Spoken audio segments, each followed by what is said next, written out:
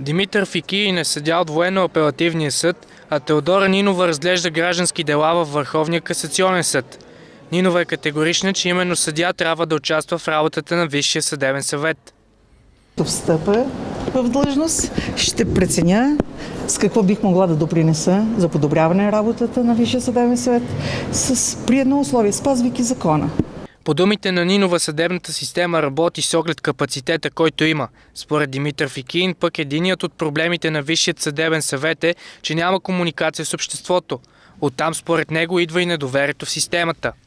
Аз мисля, че Висшия съдебен съвет, особено след тези сътресения, които станаха, ще заработи по-открито, по-прозрачно, по-качествено.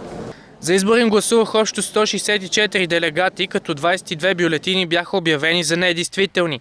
Теодора Нинова събра 120 гласа, Димитър Фикиин 93, а третият кандидат Марина Михайлова 63 гласа.